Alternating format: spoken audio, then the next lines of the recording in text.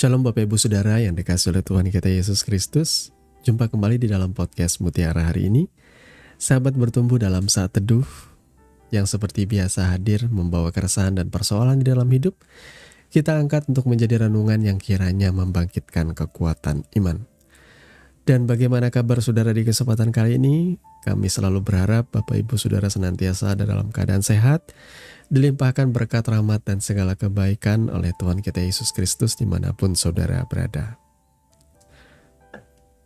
Podcast Mutiara hari ini di kesempatan kali ini memasuki episode yang ke-308. Yang kali ini akan mengangkat satu judul yang menarik ya. Satu judul kontroversi yakni Opening Ceremony Olimpiade Paris 2024. Nas firman Tuhan terambil dari Ulangan pasal yang ke-6 ayat yang ke-18 yang berkata demikian.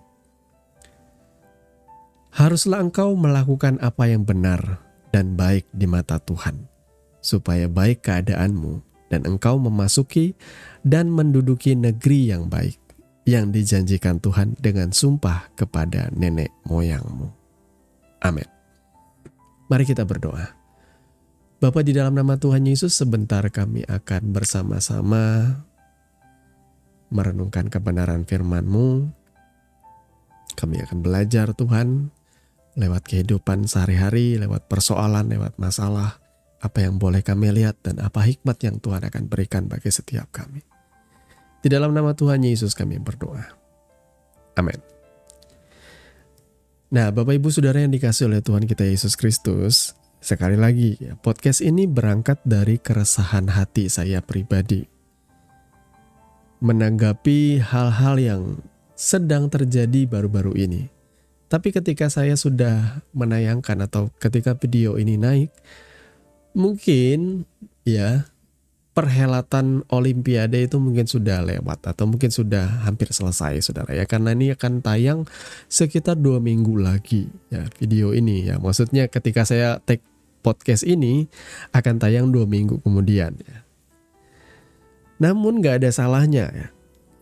Karena persoalan opening ceremony dari Olimpiade Paris 2024 itu sempat menimbulkan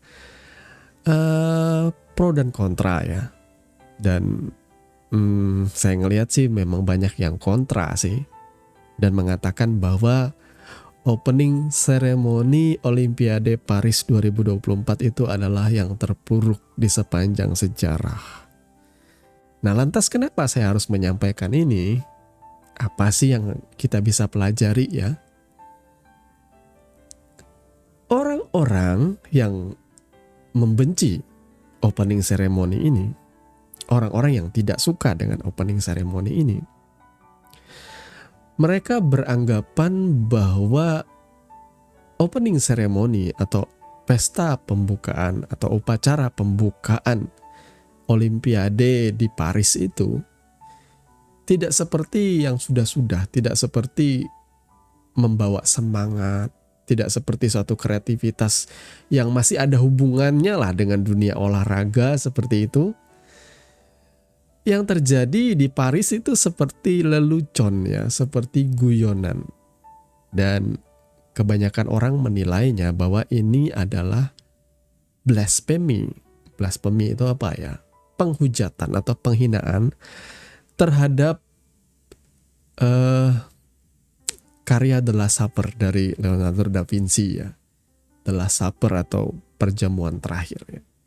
Jadi mereka berpose sama seperti lukisan The Last Supper atau perjamuan terakhir yang dibikin oleh Leonardo da Vinci. Saya sampai sulit sekali membacanya. Leonardo da Vinci ya, seorang seniman dari Italia di sekitar tahun 1400 something ya, akhir dari 1400 ya. Jadi abad 14, abad 15 ya. Dan ini sedikit insight saja, lukisan ini adalah suatu lukisan mural ya, yang juga sudah mengalami perbaikan ya, restorasi karena akibat kerusakan gara-gara perang ya.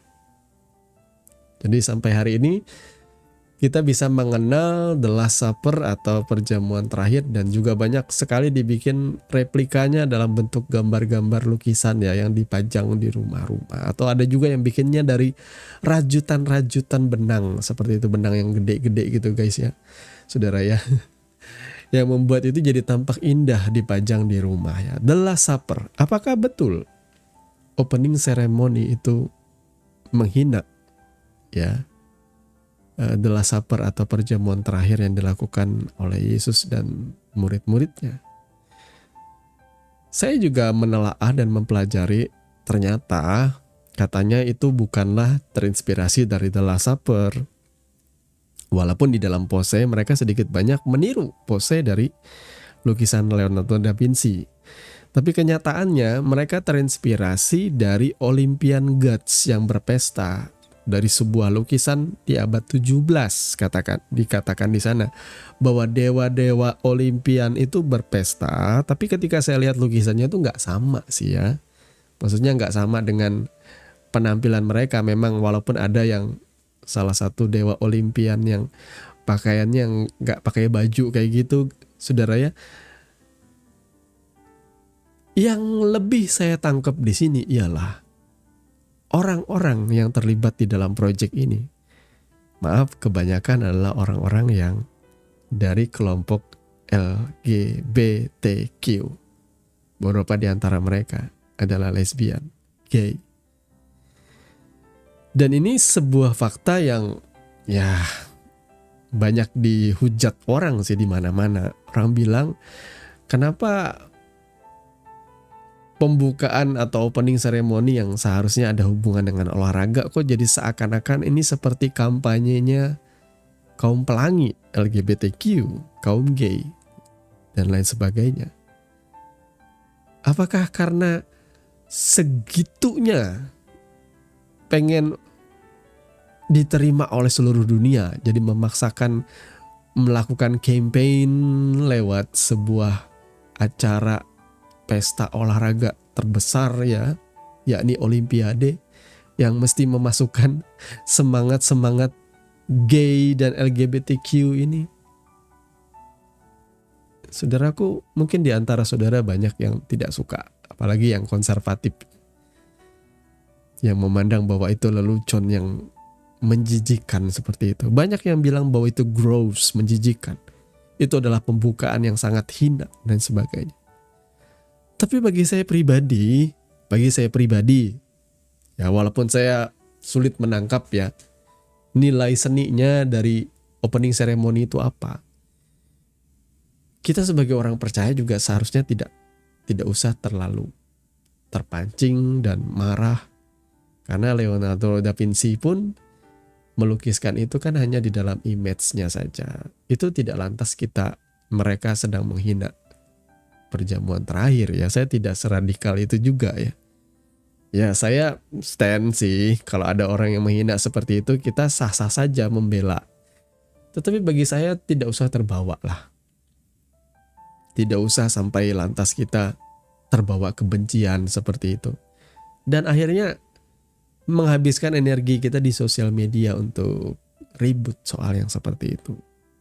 Ya, kita hanya bisa menerima fakta saja bahwa zaman memang sudah berubah. Apa yang saya baca nas firman Tuhan tadi, Ulangan 6 ayat 18, apa kaitannya? Haruslah engkau melakukan apa yang benar dan baik di mata Tuhan, supaya baik keadaanmu dan engkau memasuki dan menduduki negeri yang baik, yang dijanjikan Tuhan dengan sumpah kepada nenek moyang. Ya saudara ya, kenapa ada ayat ini? Karena ada ayat tandingannya di dalam Hakim-Hakim 17 ayat 16 ya. Kita akan coba baca ya. Hakim 17 ayat 6 maksud saya. Pada zaman itu tidak ada raja di antara orang Israel. Setiap orang berbuat apa yang benar menurut pandangannya sendiri. Nah, hari ini kebenaran firman Tuhan banyak dilecehkan, dihina. Itu sudah biasa. Ya. Semua komedian, kadang-kadang skrip film atau aktor-aktor film, aktor dan aktris dalam sebuah film, Dalam jalan ceritanya mereka suka memparodikan Yesus dan murid-muridnya atau nabi-nabi Tuhan. Mereka suka menjadikan itu lelucon di dalam film atau di dalam jokes komedi mereka atau stand up komedi atau apapun itu. Mereka bisa dengan bebasnya menghina Yesus dan ajarannya. Tapi kok mereka nggak berani gitu ya menghina ajaran-ajaran yang lain atau agama-agama lain. Ya ada yang bilang sih ya, kalau berani menghina agama lain, kamu akan mendapatkan balasan yang mengerikan. Bisa dibom, ya, bisa ada serangan teroris. Tapi kalau orang menghina Kristen, Yesus mengajarkan supaya kita mengampuni. Akhirnya orang tuh dengan seenak-enaknya menghina Kristen, menghina orang-orang percaya. Karena orang Kristen memang sih adem ayem, santai aja menanggapinya. Dan mereka selalu diajar mengampuni. Mereka dan saya juga tentunya selalu diajar mengampuni. Saya pun tidak terpancing dengan gimmick-gimmick orang di dalam opening ceremony dari Olimpiade di Paris itu. Biasa saja saya. Saya hanya sedih satu ya. Kenapa jadi kampanye LGBTQ ya? Kok jadi kampanye LGBTQ yang gak ada hubungannya dengan olahraga? Seperti itu aja saya keluhkan gitu ya. Kenapa ada LGBTQ? Karena mereka berpikir menurut pandangannya masing-masing. Itu benar menurut mereka. Jadi bagi saya kebenaran itu harus menurut Tuhan. Menurut apa kata firman Tuhan. Lah emang kamu Kristen, jadi kamu bisa bilang seperti itu. Mungkin ada orang bilang seperti itu saudara kepada saya. Kamu Kristen kan, makanya kamu bisa ngomong seperti itu. Harus benar sesuai kebenaran firman Tuhan.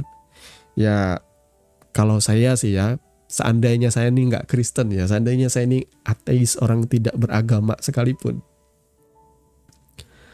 Bagi saya secara logika ya, manusia itu di dunia ini hanya terlahir laki-laki dan perempuan. Dan laki-laki dan perempuan yang boleh bersatu dalam pernikahan kudus, dalam suatu perkawinan. Kalau laki-laki dengan laki-laki, perempuan dengan perempuan, dalam pemikiran saya sebagai manusia yang normal, yang walaupun tidak beragama saja, saya tuh agak sedikit jijik atau risih ya melihat laki-laki kok berpasangan sama laki-laki ini, maaf ya. Tapi semoga pandangan konservatif seperti ini jangan sampai bergeser. Demi yang namanya pandangan umum yang mengatakan bahwa oh sekarang kan zamannya hak asasi. Semua orang berhak menyatakan pendapatnya dan berhak hidup selama tidak merugikan orang lain. Akhirnya kebenaran-kebenaran demi hak asasi, demi katanya love, demi katanya grace.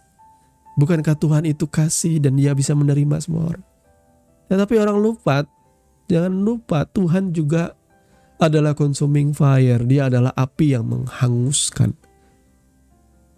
Ya kudus, yang berseberangan dengan dosa. Jangan saudara membenarkan dosa demi kasih Allah.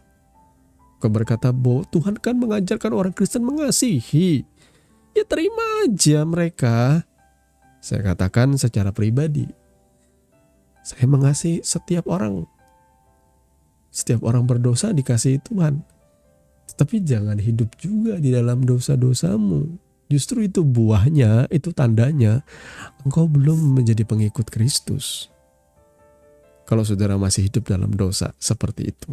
Itu dosa saudara ya. Jangan bilang LGBTQ itu oleh karena keadaan. Ya, saya berapa persen sih orang-orang yang benar-benar literally gara-gara kelahiran? Gak banyak kok. Coba cek lah, hari ini orang-orang jadi LGBTQ, kebanyakan mereka mengklaim sendiri, self-proclaim. Bukan karena keadaan dari lahir. Enggak, itu adalah pembenaran aja. Semua bentuk-bentuk pembenaran diri, menurut pandangan sendiri, menjadi kebenaranmu sendiri. Itu belumlah kebenaran Tuhan. Itu kebenaranmu sendiri saja. Apapun alasannya. Hawa ketika digoda oleh ular di Taman Eden, ia jatuh dalam dosa bersama dengan Adam. Lalu Tuhan bertanya kepada Hawa, Ia boro-boro mengakui. Ia tetap merasa dirinya tidak bersalah. Ia mempersalahkan ular. Ia mempersalahkan ini itu dan sebagainya. Tidak ada pengakuan dari mulutnya yang menyatakan aku bersalah. Nggak ada. Ia merasa benar. Ia berhak untuk menyatakan alasan-alasannya. Aku jadi LGBTQ alasannya ini, alasannya itu. Harusnya kau sadar bahwa itu adalah dosa. Karena ini mimbar Kristen, maka saya akan terus terang ya. LGBTQ itu adalah dosa. Jangan sampai ada orang-orang di luar kekristenan beranggapan bahwa orang Kristen itu tolerir dengan yang namanya dosa LGBTQ. Enggak. Itu adalah kenajisan. Itu adalah kehinaan dalam pandangan Alkitab. Dalam pandangan Alkitab, dosa LGBTQ, yakni pemburit atau dosa laki-laki nafsu dengan laki-laki dan perempuan dengan perempuan, itu adalah kejatuhan moral dan kejatuhan dosa yang sangat amat jahat di dalam pandangan mata Tuhan. Ya, jahat. Maka Bapak Ibu Saudara yang dikasihi oleh Tuhan kita Yesus Kristus, diawali dengan opening ceremony dari Olimpiade Paris 2024 dan akhirnya kita menarik kesimpulan ke arah LGBTQ dengan semangat mereka untuk mengampanyekan hal itu. Saya berharap Bapak Ibu Saudara tetap straight kepada kebenaran firman Tuhan, mendidik anak-anakmu secara konservatif takut akan Tuhan. Saudara boleh open minded, tapi jangan sampai keluar batas dari ajaran-ajaran kebenaran firman Tuhan. Saya tidak pernah open minded lalu saya akan bilang sama anak saya, anak saya perempuan saudaraku ya, kamu silahkan memilih nak, kamu mau jadi laki-laki atau jadi perempuan. Saya nggak pernah sebebas itu berpikir saudaraku. Saya selalu menegaskan kepada anak saya bahwa engkau terlahir perempuan. Engkau bukanlah queer yang masih bingung atau mempertanyakan apa gendermu. Enggak. Kau terlahir sebagai perempuan. Dan saya mengencourage dia sebagai perempuan. Saya memberikan ia ajaran didikan. Istri saya juga memberikan ajaran didikan di dalam pergaulan, di dalam hidup. Sebagaimana harusnya seorang perempuan, sebagaimana seharusnya seorang wanita itu bagaimana.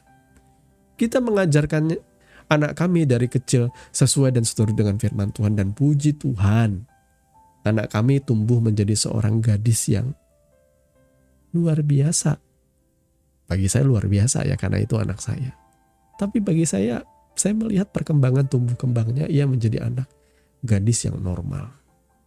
Jadi kalau ada anak-anak yang galau, yang bingung menentukan aku ini laki-laki atau perempuan ya, maaf, saudara cek deh kelamin saudara. Ini saya agak ngomong, maaf kalau agak ngomong kasar ya. Kalau kelaminmu perempuan, maka engkau perempuan. Kalau engkau laki-laki, kalau kelaminmu laki-laki, maka engkau laki-laki. Jangan membuat kebingungan-kebingungan lagi. Kebanyakan orang saya harus akui itu masalah jiwani ya. Masalah psikologi. Di mana ada trauma-trauma atau karena pengaruh keluarga dan pergaulan yang membentuk anak itu menjadi seperti itu. Kurang adanya kasih sayang dan perhatian dengan orang tua itu bagi saya memberikan tanggung jawab yang penuh. Kenapa ada anak laki-laki dalam keluarga yang akhirnya tumbuh menjadi laki-laki kemayu yang ya kata orang zaman sekarang, bahasa orang bebencongan. Saya pikir ketika dia kecil dia tidak di-encourage untuk menjadi seperti gendernya. Mungkin ia kurang kasih sayang, mungkin ia mengalami pelecehan seksual, mungkin ia mengalami trauma di masa kecil. Ya, saya punya teman, yang mengalami pelecehan dari keluarga terdekat ya. Dia dilecehkan secara seksual, laki-laki dengan laki-laki, sehingga ia mengalami trauma dan membuat itu ketika ia tumbuh besar, ia akhirnya ya berpikir bahwa ia adalah seorang gay. Memang complicated, memang rumit, tetapi Tuhan sanggup memperbaiki hidup saudara kalau saudara membuka hatimu kepada Tuhan. Saudaraku, saya tidak ingin mentoleransi Kalau dosa, ranahnya saya akan tetap katakan itu dosa. Maka saya akan katakan dengan tegas, LGBTQ itu dosa. Ketika saudara tahu itu dosa, maka saudara harus mengakuinya di hadapan Tuhan. Dan bersedia untuk diubahkan oleh Tuhan. Caranya diubahkan bagaimana? Tinggalkan cara hidupmu yang lama. Fokus. Cara hidup yang lama terjadi karena pergaulan. Pergaulan yang buruk merusakkan kebiasaan yang baik. Tinggalkan pergaulanmu itu. Kalau engkau harus hadir dalam sebuah gereja, ya, sibukkanlah dirimu dengan kegiatan gereja, bertumbuh saja. Di dalam setiap komsel ikuti, beribadah. Dan di rumah pun engkau harus bertumbuh dalam kebenaran firman Tuhan. Jangan gantungkan pertumbuhan rohanimu hanya di gereja. Saudara juga harus bertumbuh secara pribadi, mengenal Tuhan bagi dirimu sendiri, lewat kehidupanmu sehari-hari. Saya percaya pasti ada progres, pasti ada pembaruan dalam hidupmu. Engkau diciptakan semula serupa dan segambar dengan Allah. Kalau image itu rusak, maka Tuhan akan perbaiki. Asal engkau bersedia diperbaiki, saudaraku. Jadi Bapak Ibu Saudara yang dikasihi oleh Tuhan kita Yesus Kristus, mari mulailah pembaharuan itu dengan satu kata ini. Mengakui bahwa LGBTQ itu dosa, dan kemudian mulai mau dituntun dan dibina oleh Tuhan. Tinggalkan pergaulanmu. Sekali lagi, pergaulan itu yang paling merusak.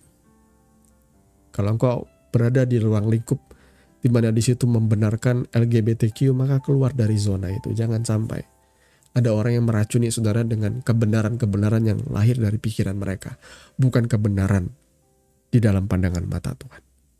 Tuhan kiranya memberkati kebenaran firman-Nya, dan mari kita berdoa. Bapa, di dalam nama Tuhan Yesus, tolong kami Tuhan. Karena daging kami lemah, kami butuh Roh-Mu menguatkan dan memampukan kami untuk melangkah keluar dari cara hidup kami yang lama yang penuh dengan dosa. Tolong kami Bapa, mampukan kami. Kami bersandar hanya kepadamu. Kau yang menguatkan otot iman kami, sehingga kami bisa melangkah di dalam kesucian dan kekudusan-Mu yang sejati. Terima kasih Bapa, ajar tuntun kami setiap hari. Di dalam nama Tuhan Yesus kami berdoa. Amin. Saudaraku yang dikasihi Tuhan, saudara sudah mendengarkan kebenaran firman yang kiranya boleh menjadi dasar dan kekuatan di dalam setiap kehidupan saudara. Sampai bertemu lagi di podcast Renungan Firman Mutiara hari ini yang berikutnya. Kasih karunia menyertai saudara sekalian. Shalom.